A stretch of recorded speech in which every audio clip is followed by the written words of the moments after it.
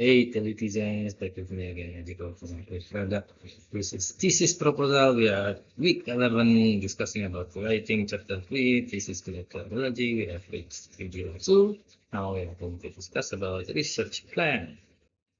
So in the previous video, we explained that in chapter 3, it will contain many things. Among them are the research plan, the system block diagram, configuration of theories, test, and testing metrics. And first, we are going to discuss about research plan. So what is a research plan? It has many other names. You can call it research workflow or just research flow or research methodology.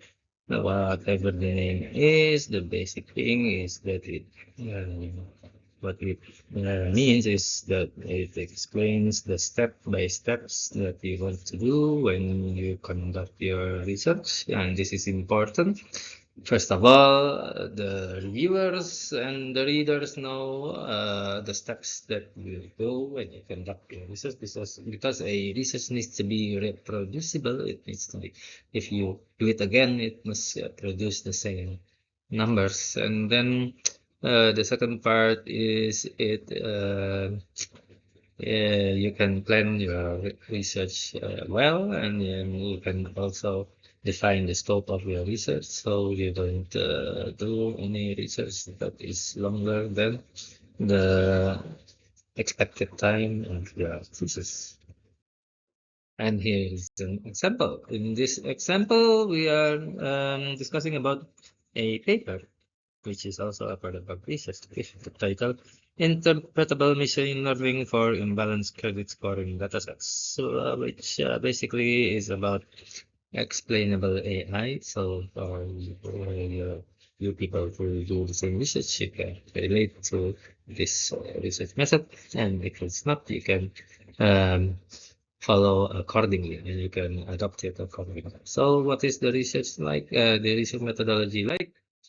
So basically, you need to write down in your first chapter a block diagram or a flow chart like this, which explains the step-by-step of your research. In this research about interpretable machine learning, first of all, the student conducted a data pre-processing, and that it did an initial sampling, and then it did another sampling after iterations of research, and then it did classification, and then it created shock in line for classification, and then it does it 100 times.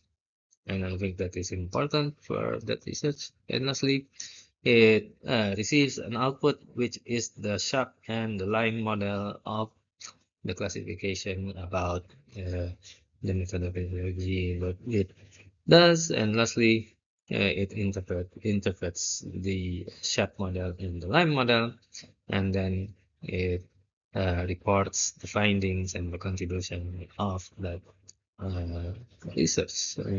So you need to make a flowchart like this in your own thesis.